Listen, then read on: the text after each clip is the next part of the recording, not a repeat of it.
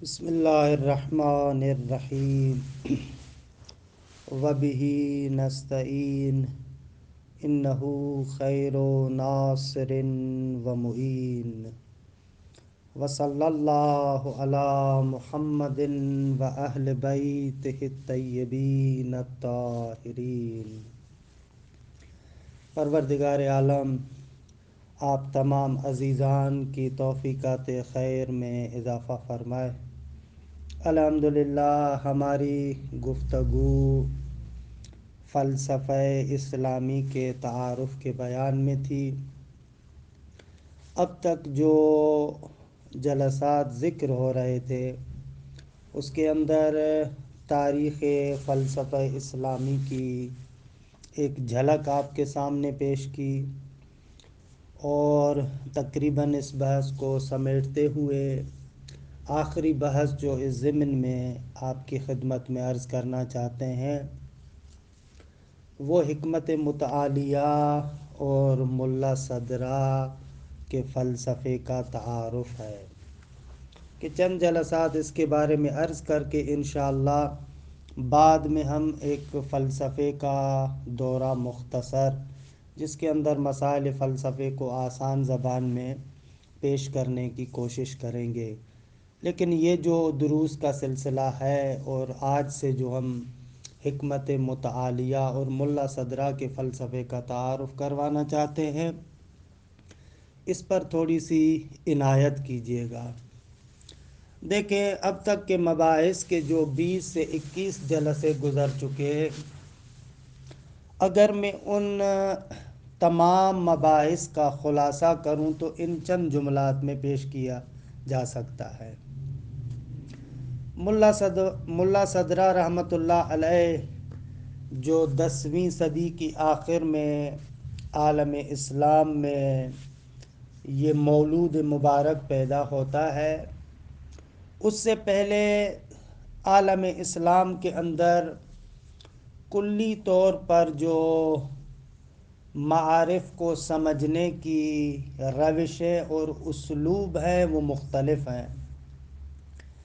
ایک روش وہی کلامی روش ہے کہ متکلمین کی روش ہے، جس روش کے اندر معمولاً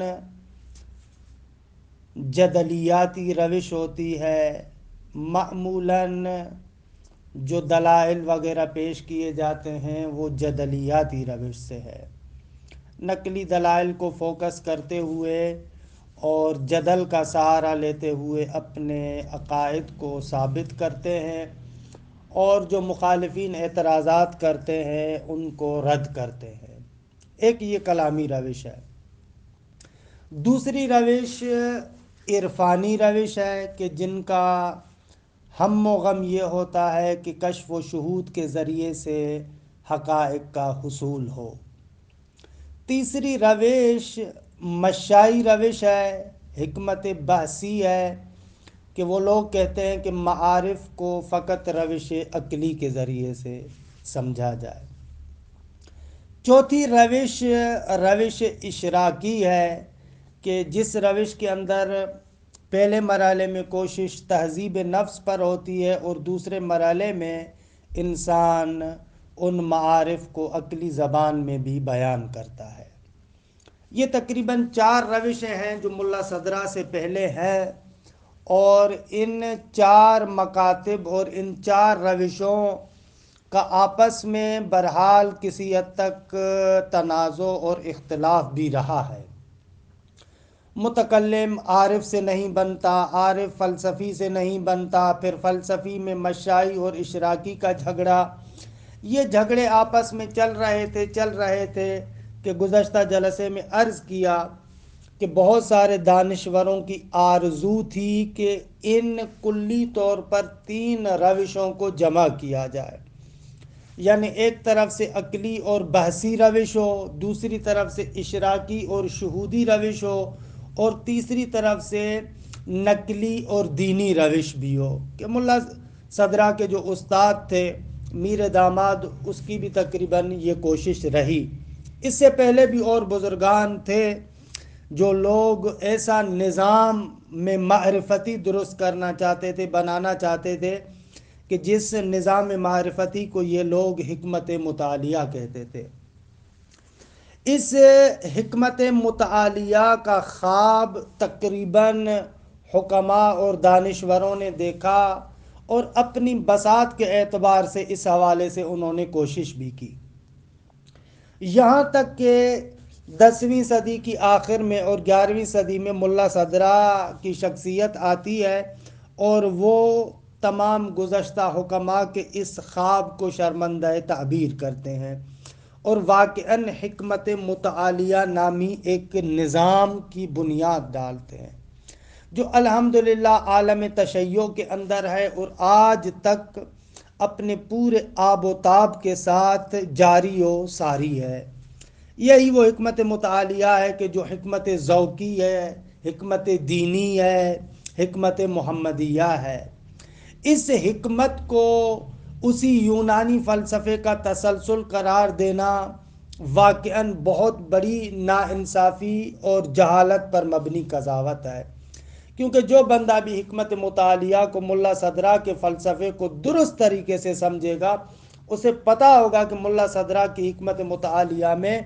اور یونانی فلسفے کے اندر زمین تا آسمان فرق ہے۔ الحمدللہ ان نکات کو اور زیادہ واضح کرنے کے لیے، ملا صدرہ کی حکمت مطالعہ کو اور اچھے طریقے سے سمجھنے کے لیے آہستہ آہستہ چند مباحث کے اندر ورود کرتے ہیں۔ سب سے پہلا مبحث جو یہاں پر عرض کرنا چاہتا ہوں وہ یہ ہے کہ حکمت مطالعہ کا نام حکمت مطالعہ کیوں پڑا؟ تو گزشتہ جلسے میں نے عرض کیا تھا کہ اس حکمت مطالعہ کی اصطلاح کو پہلی مرتبہ ابو علی سینا نے الاشارات و تنبیہات میں ذکر کیا، کہ الاشارات و تنبیہات کے اس نمط دہم میں جو حکمت مطالعہ کا تذکرہ آیا ہے، وہاں پر ان کی مراد اور ان کی خواہش یہ ہے کہ ایک ایسی حکمت اور ایک ایسا فلسفہ ہو جو اسلامی معارف پر مشتمل ہو، اور اسی کو حکمت مطالعہ کو حکمت مشرقیہ بھی کہتے ہیں۔ خواجہ نصیر الدین طوسی رحمۃ اللہ علیہ کے بقول حکمت مطالعہ وہ حکمت ہے کہ جس میں بحثی یعنی عقلی استدلالی روش کے ساتھ شہودی روش بھی ہے۔ شیخ اشراق نے بھی کوشش کی، اعلیٰ سعیش مشکور، خداوند متعال اس کی زحمات کو قبول کرے۔ پھر محقق میر داماد بھی آئے، یہاں تک کہ ملا صدرہ آئے جیسا کہ عرض کیا، اور انہوں نے واقعاً حکمت مطالعہ نامی ایک نظام اور سسٹم ہمارے سامنے پیش کیا۔ مطالعہ یعنی بلندتر، عالی، قدسی، اس قسم کی حکمت ہے اور فلسفہ ہے۔ دوسرا مسئلہ یہ ہے کہ حکمت مطالعہ کے منابع اور مآخذ کیا ہے، کن منابع اور مآخذ سے یہ نظام وجود میں آیا ہے۔ تو اس کے منابع کے بارے میں کلی طور پر 5 چیزوں کو ذکر کیا جا سکتا ہے۔ پہلا منبع اور مأخذ حکمت مطالعہ کا وہی حکمت مشاء ہے۔ ملا صدرہ کے آثار کو اگر آپ اٹھا کر دیکھیں تو ملا صدرہ اپنے تمام مباحث کا آغاز حکمت مشاء کے سبق اور طریقے سے کرتے ہیں، یعنی وہی طریقہ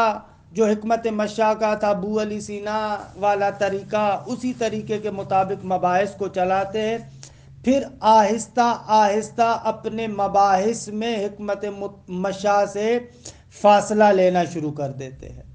اسفار کو آپ اٹھا کر دیکھیں، اسفار میں آپ کو سبق اور روش یہی ملے گی۔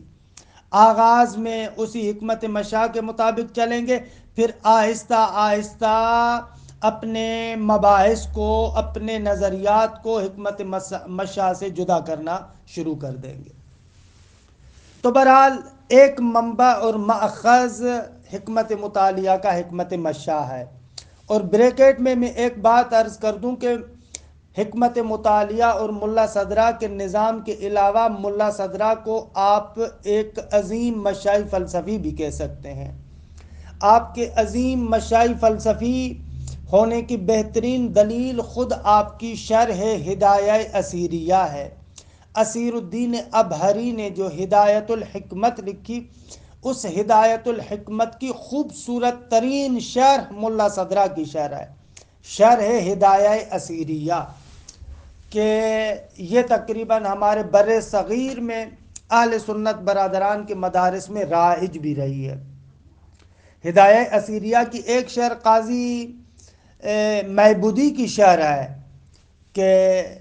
جس کو محبودی کے نام سے جانتے ہیں بر صغیر میں، وہ بھی شرح ہدایہ اسیریہ ہے، محبودی کی شرح۔ لیکن دوسری شرح جو تفصیلی ہے اور مفصل شرح ہے، کہ جس کے اندر ملا صدرہ ایک مشائی فلسفی کے روپ میں اور حکیم میں ظاہر ہوتے ہیں، وہ شرح ہدایہ اسیریہ ہے۔ اس کے علاوہ ملا صدرہ کے مشائی فلسفی کا رخ اگر آپ دیکھنا چاہتے ہیں تو الہیات شفا، جو ابو علی سینا کی مشہور و معروف کتاب ہے فلسفے کے اندر، اس پر جو آپ کا تعلیقہ اور شرح ہے، تعلیقات الہیات شفا، وہ بھی ملا صدرہ کے مشائی عظیم فلسفی ہونے کی دلیل ہے۔ تو ایک منبع حکمت متعالیہ کے لیے حکمت مشاء ہے۔ دوسرا منبع جو حکمت متعالیہ کا اور ماخذ ہے وہ ہے حکمت اشراق۔ ملا صدرہ روش کے اعتبار سے بہرحال شیخ اشراق کی روش کو بہت زیادہ پسند کرتے ہیں، اور شیخ اشراق والی روش کو بروئے کار بھی لاتے ہیں، اور اسی اعتبار سے ہم دیکھتے ہیں کہ شیخ اشراق نے جو کام شروع کیا تھا، حالانکہ بیچارے کی عمر زیادہ نہیں ہوئی، جو ان کا ادھورا کام ہے، اس ادھورے کام کو ملا صدرہ پایہ تکمیل تک پہنچاتے ہیں۔ واقعاً یعنی شیخ اشراق ایک بے نظیر فلسفی ہے، تقریباً 38 سال کی عمر میں، جیسے میں نے عرض کیا تھا کہ یہ فلسفی بیچارے شہید کیے جاتے ہیں، لیکن ملا صدرہ اس سے کافی متاثر نظر آتے ہیں اور اس کی روش کو بھی خود آگے چلاتے ہیں۔ ملا صدرہ کی دوسری شان یہ ہے کہ وہ مشائی فلسفی کے ساتھ ایک عظیم اشراقی فلسفی بھی ہے۔ ملا صدرہ کے فلسفہ اشراق میں ید طولا کی بہترین دلیل حکمت اشراق کی جو شرح ہے، اس پر مفصل تعلیقہ، شرح حکمت اشراق پر جو ملا صدرہ کا مفصل تعلیقہ ہے، وہ ان کے حکیم اشراقی ہونے کی بین اور واضح دلیل ہے، کہ یہاں سے ملا صدرہ اس شرح حکمت اشراق پر تعلیقہ لگا کر یہ بتاتے ہیں اور ہمارے سامنے اس طریقے سے ظاہر ہوتے ہیں کہ نہ فقط ملا صدرہ ایک جسے کہتے ہیں کہ مشائی فلسفی ہے، بلکہ حکمت اشراق میں بھی ید طولا رکھتے ہیں۔ دوسرا منبع اس کا یہ ہے۔ تیسرا منبع ملا صدرہ کے حکمت متعالیہ کا کلام ہے۔ دیکھیں، ملا صدرہ کے زمانے تک کلام میں بھی بہت زیادہ تحول اور تبدیلی آ چکی تھی، اچھے خاصے مقام تک یہ کلام پہنچ چکا تھا۔ تجرید الاعتقاد کے بعد جو خواجہ نصیر الدین طوسی نے کلام کو ایک نئے مرحلے میں داخل کیا، اس کے بعد جو تجرید الاعتقاد پر ہم شروع اور تعلیقات کا سلسلہ دیکھتے ہیں، کلام ایک بڑے پیمانے پر ارتقا کرتا ہے۔ تو ملا صدرہ کے آثار سے جو ہمیں معلوم ہوتا ہے کہ اس کو کلام پر بھی بہت گہری دسترسی حاصل ہے۔ نہ فقط یہ کہ شیعہ متکلمین، نہ فقط یہ کہ اشعری متکلمین، ان کے آراء پر ان کو تسلط حاصل ہے، بلکہ تجرید الاعتقاد پر جو حواشی اور شروحات لکھے گئے ہیں، وہ بھی سارے حواشی اور شروحات ملا صدرہ کے ہاتھ میں ہیں۔ کیونکہ عرض کیا تھا کہ ابو علی سینا کے بعد خود خواجہ نصیر الدین طوسی کے زمانے سے لے کر محقق میر داماد تک عالم اسلام میں یہ فلسفے کے لحاظ سے فطرت کا زمانہ شمار کیا جاتا ہے، کہ معمولاً تحقیقات کا محور و مرکز یہ تجرید الاعتقاد ہے۔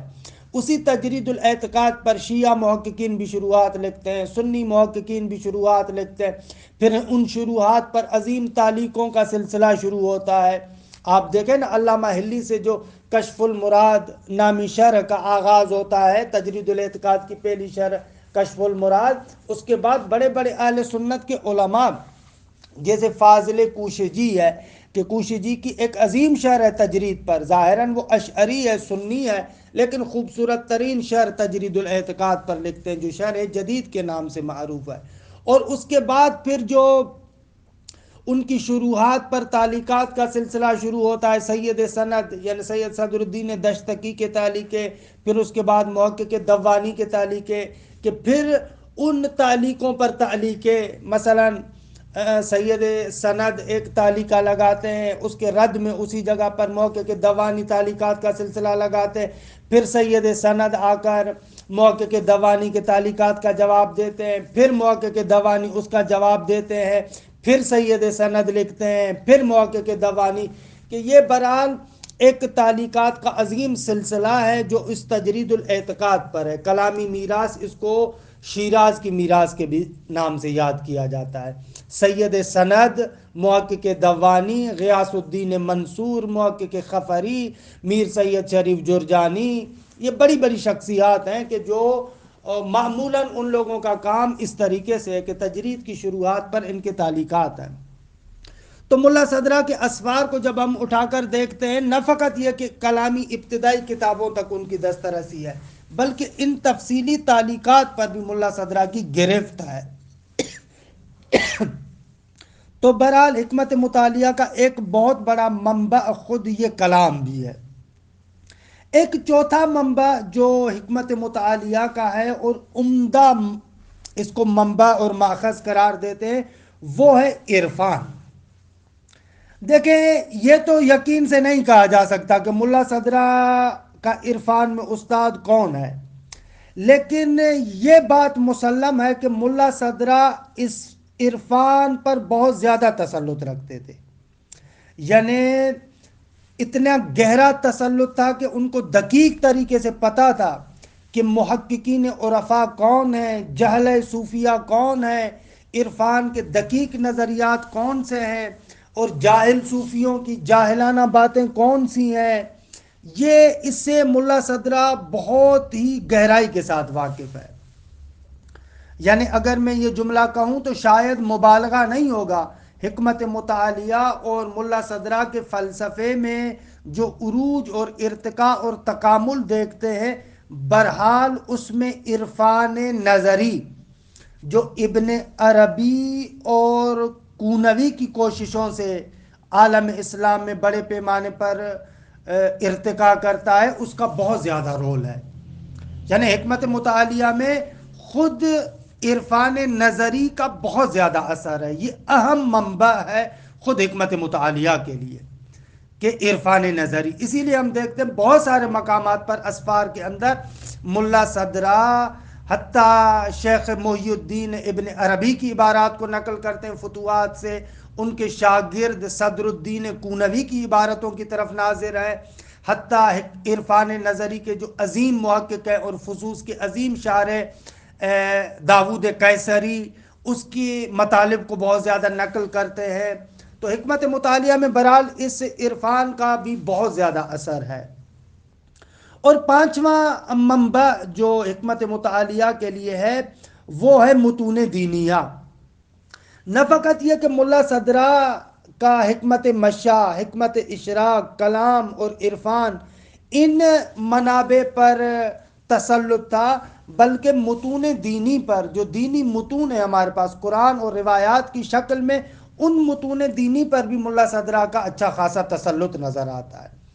خوبصورت اور بہترین شاہد اس مطلب کے لیے ملا صدرہ کی خود اپنی جو تفسیر ہے، قرآن مجید کی تفسیر لکھی ہے، کہ اس سے پتہ چلتا ہے کہ ملا صدرہ متون دینی کی طرف کتنا ناظر ہیں۔ اگرچہ وہ قرآن کی پوری تفسیر نہیں کر پائے، لیکن مختلف صورتوں کی انہوں نے تفسیر کی ہے۔ یا اسی طریقے سے ملا صدرہ کے قرآن پر تسلط کی بین اور واضح دلیل اسرار الآیات جو انہوں نے لکھی ہے۔ یہ اسرار الآیات ملا صدرہ کا ایسا اثر ہے کہ جس میں بے تحاشا آیات اور ان آیات کے اندر تعمق، دقت، اس کو بیان کیا گیا ہے، ان نکات کو لکھا گیا ہے۔ بلکہ اسرار الآیات کو اگر اس گہرائی کے ساتھ دیکھیں، اتنا ملا صدرہ کا قلم آپ کو نظر نہیں آئے گا جتنی قرآن مجید کی آیات نظر آئیں گی۔ تو یہاں سے پتہ چلتا ہے کہ متون دینیہ کے ساتھ بھی ملا صدرہ کو کتنا انس حاصل ہے۔ یا مفاتیح الغیب، قرآن مجید کے علوم کے لیے مفاتیح الغیب نامی کتاب لکھتے ہیں کہ وہ بھی خوبصورت کتاب ہے۔ اور نقلی جو ہے وہ کیا ہے، دوسرے متون ہمارے پاس روایات کی شکل میں ہیں، تو وہ کافی پر، اصول کافی پر جو ملا صدرہ کی شرح ہے، کہ جو کتاب العقل و جہل ہے، کتاب العلم ہے، کتاب التوحید ہے، اور کتاب الحجت کا ایک اچھا خاصا حصہ ہے، اس پر ملا صدرہ کی 5 جلدوں میں جو آج کل چھپ رہی ہیں ایک خوبصورت ترین شرح ہے۔ یہاں سے پتہ چلتا ہے کہ ملا صدرہ کو روایات سے بھی کتنا انس ہے اور روایات کی میراث سے بھی کتنا واقف ہے۔ تو ملا صدرہ کے فلسفے کے وجود میں آنے کے اہم ترین منابع اور مأخذ یہ 5 چیزیں ہیں: حکمت مشاء، حکمت اشراق، کلام، عرفان اور شریعت۔ یہاں سے آپ دیکھیں یہ حکمت مطالعہ کے منابع ہے۔ لہٰذا اب جو بندے آ کر کہتے ہیں کہ ملا صدرہ کا فلسفہ وہ یونانی فلسفہ ہے، وہ بیچارے کتنے ناواقف اور نابلد انسان ہیں کہ ملا صدرہ کے فلسفے کی ابتدائیات سے اور اس کے ابتدائی ترین منابع سے بھی ان کو آشنائی نہیں ہے۔ یہ ملا صدرہ کے حکمت مطالعہ کے منابع۔ یہاں پر چند نکات کی طرف توجہ کروانا چاہوں گا۔ پہلا نکتہ یہ ہے کہ دیکھیں ملا صدرہ ایک طرف سے اور شیخ اکبر محی الدین ابن عربی دوسری طرف سے، ان دونوں شخصیات میں بڑا فرق ہے۔ ابن عربی شیخ اکبر بہرحال عرفان نظری کے اندر ایک عظیم شخصیت ہے کہ اس کی معرفت اور اس کا عمق اور اس کی دقت وہ اپنے مقام پر، لیکن ایک بنیادی فرق ہے ملا صدرہ میں اور ابن عربی میں۔ وہ بنیادی فرق یہ ہے کہ ابن عربی معمولاً سنی ماحول کے اندر رہتا ہے، کہ العباس بزرگان کے بقول تقیے کے عالم میں رہا ہے، سنی ماحول میں وہ پنپتا ہے۔ لہٰذا جو منابع حدیث شیعی ہے، شیعی منابع احادیث ہے، ان سے بہت زیادہ دور ہے۔ معارف اہل بیت تک جو روایات کی شکل میں ہم تک پہنچتے ہیں وہ ابن عربی کی دسترسی سے بہت زیادہ دور ہے۔ لہٰذا وہ آپ کو رنگ ابن عربی کے مطالب کے اندر آپ کو نظر نہیں آئے گا، لیکن ملا صدرہ برحال متن شیعی حکومت میں رہتے ہیں، شیعہ حکومت کے دل اور قلب میں رہتے ہیں۔ لہٰذا جو حکمت اور شریعت کے امتزاج کا خواب حکماء نے دیکھا تھا وہ خوبصورت طریقے سے ملا صدرہ کے شکل میں ہمارے سامنے ظاہر ہوتا ہے۔ ایک اور نکتہ، ملا صدرہ جو اپنے فلسفے میں ایک چیز بہت زیادہ دخیل سمجھتے ہیں، جس کو انہوں نے بیان بھی کیا ہے، وہ ہے ریاضات شرعیہ کو بہت زیادہ دخالت دیتے ہیں۔ جیسا کہ میں نے گزشتہ جلسے میں عرض بھی کیا تھا کہ ملا صدرہ کی زندگی کا 7، 11 یا 15 سال کا عرصہ فقط اس ریاضت اور کشف و شہود کے حصول میں گزرتا ہے۔ اس اعتبار سے ملا صدرہ اپنے اس ریاضت کے زمانے میں کشف و شہود کے مرحلے تک پہنچتے ہیں، اور پھر ان حقائق کو جن حقائق کو انہوں نے نظام حکمت مطالعہ میں بیان کیا ہے، ان تمام حقائق کو شہود اور مکاشفے کے طریقے سے خود ملا صدرہ پہلے حاصل کرتے ہیں، ان حقائق کو پاتے ہیں، ان حقائق کو پا لیتے ہیں، جیسا کہ انہوں نے اسفار کے مقدمے میں اسی نقطے کی جانب اشارہ بھی کیا ہے۔ تو بہرحال ملا صدرہ کے فلسفے میں اس روش کا اور اس کشف و شہود کا، کہ ان حقائق کا انہوں نے شہود کیا ہے، یہ بہت زیادہ دخالت رکھتا ہے۔ لہذا اگر آپ ملا صدرہ کی روش کو سمجھنا چاہتے ہیں کہ حکمت مطالعہ کیا ہے، آیا حکمت مطالعہ وہ یونانی فلسفہ ہے یا اس میں اور دوسرے فلسفوں میں بہرحال فرق ہے، تو آپ کو چاہیے کہ اسفار کے مقدمے کو دیکھیں، رسالہ مشاعر کے مقدمے کو دیکھیں، اور جو ملا صدرہ کا رسالہ شواہد ربوبیہ ہے۔ شواہد ربوبیہ نامی ملا صدرہ کی 2 کتابیں، ایک کتاب ہے جو تقریباً اسفار کا خلاصہ ہے اور ہمارے حوزے کے اندر پڑھائی جاتی ہے، اور دوسرا شواہد ربوبیہ ایک چھوٹا سا رسالہ ہے کہ جس کے اندر اپنی روش اور اپنے نظریات کا فقط خلاصہ بیان کیا ہے۔ تو ملا صدرہ کہ اگر آپ روش کو درست طریقے سے، اور ایک محقق آدمی تحقیق کے ذریعے سے اگر سمجھنا چاہتا ہے تو اسے چاہیے کہ اسفار کے مقدمے کو دیکھے، رسالہ مشاعر کے مقدمے کو دیکھے، شواہد ربوبیہ نامی رسالے کو دیکھے، وہاں سے ملا صدرہ کی روش کا پتہ چلتا ہے۔ بہرحال آج کے درس میں اس نقطے کو ہم نے سمجھا حکمت مطالعہ کے بارے میں، کہ حکمت مطالعہ کسے کہتے ہیں اور حکمت مطالعہ کے منابع اور مآخذ کون سے ہیں۔ انشاءاللہ کل جو اس حکمت مطالعہ کے بارے میں ہم بحث پیش کریں گے، وہ بحث یہ ہوگی کہ فلسفہ اسلامی میں حکمت مطالعہ نے کون سے تحولات اور کون سی تبدیلیاں پیدا کی، کہ اس طریقے سے آہستہ آہستہ ملا صدرہ کا فلسفہ کسی حد تک ہمارے لیے روشن ہو جائے گا۔ وصلی اللہ علی محمد وآل بیتہ الطیبین الطاہرین۔